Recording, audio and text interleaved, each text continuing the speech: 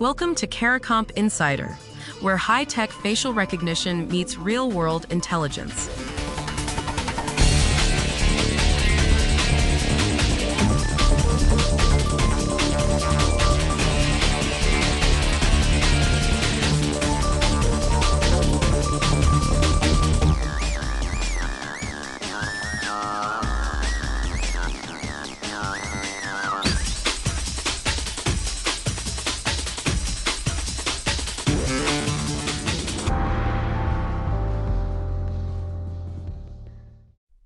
In Japan, thousands of train commuters are now walking through ticket gates without a ticket, a card, or a phone.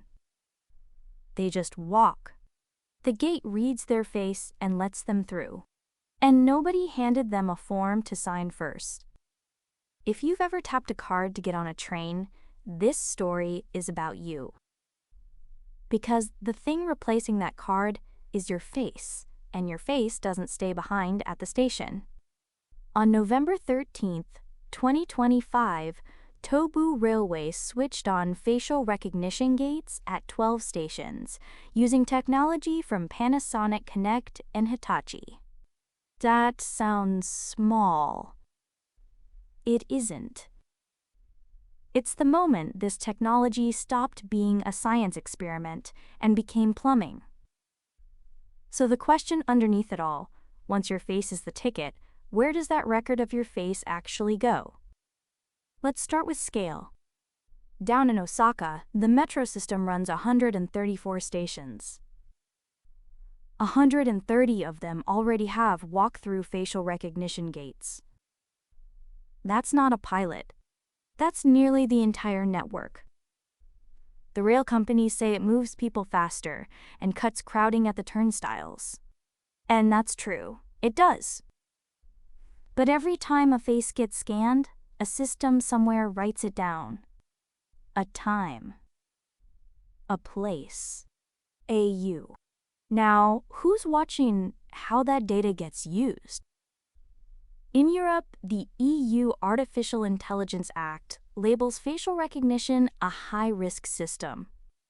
That means companies have to be transparent, they have to check for bias, and this is the part that matters.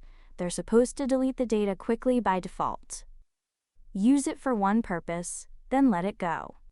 For a normal commuter, that rule is the difference between a gate that forgets you and a gate that keeps a diary of your movements.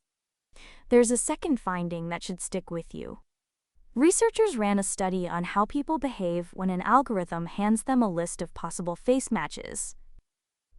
The result? People made more mistakes, not fewer.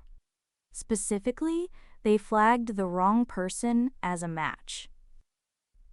Read that again. The computer's suggestion actually nudged humans toward the wrong answer. That changes how a detective should treat a match on a screen. And for the rest of us, it means a machine saying, "This is probably him," can make a real person more confident about a face that isn't his at all. Here's the piece that quietly worries the lawyers.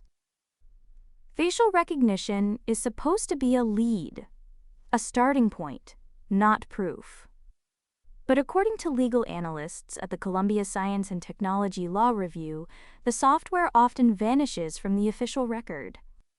A search happens, a name pops out, and by the time it reaches court, nobody mentions the algorithm ran at all. A court can't question evidence it doesn't know exists. And a defense attorney can't challenge a machine nobody admitted using. Here's the twist most people miss.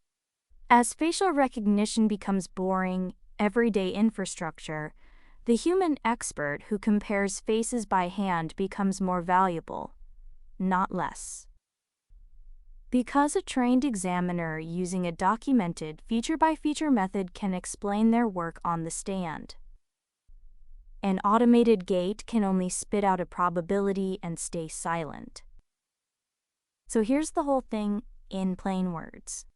Japan's trains now read your face instead of your ticket, and most riders never agreed to it. Every scan makes a record, and the rules about who keeps it and for how long are still being written. And a computer that says this is your guy can make people more sure of a face that's wrong. Whether you're building a case or just trying to catch the 8:15, the gate you walk through is starting to remember you. The full breakdown's in the show notes if you want the deep dive. Now you know something most people in this industry don't. Use it. And when you're ready to put it to work, caracomp.com. We'll see you tomorrow.